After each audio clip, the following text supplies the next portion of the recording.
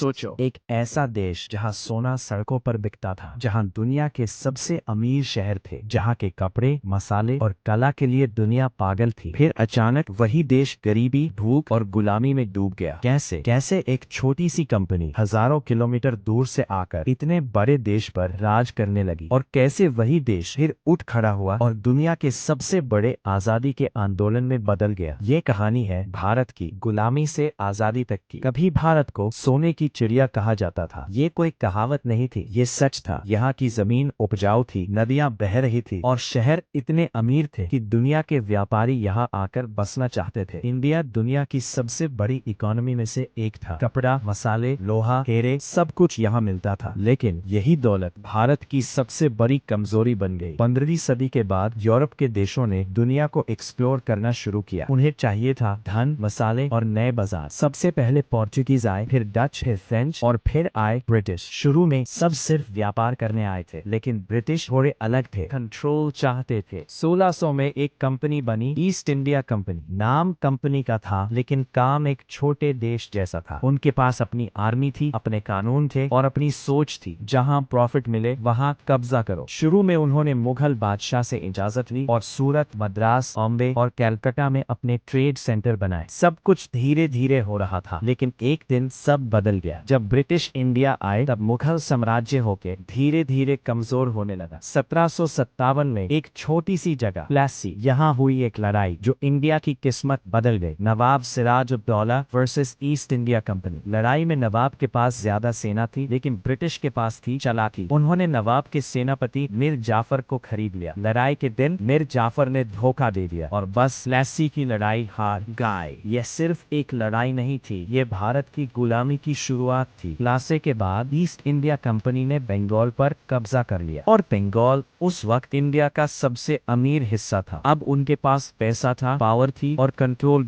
धीरे धीरे उन्होंने और राज्यों पर कब्जा करना शुरू कर दिया, कभी लड़ाई से, कभी साजिश से, कभी धोखे से। ब्रिटिश सिर्फ राज नहीं कर रहे थे, वो भारत को लूट रहे थे। किसानों से ज्यादा टैक्स लिया जाता था, कारीगर बेरोजगार हो गए, इंडिया के कपड़े यूरोप भेजे जाते थे, लेकिन इंडियन लोग खुद गरीब होते जा रहे थे। ये एक सिस्टम था जिसमें इंडिया सिर्फ एक कॉलोनी बन गया था। वीडियो को पूरा देखने के लिए लिंक पर क्लिक करो और चैनल को सब्सक्राइब कर दो।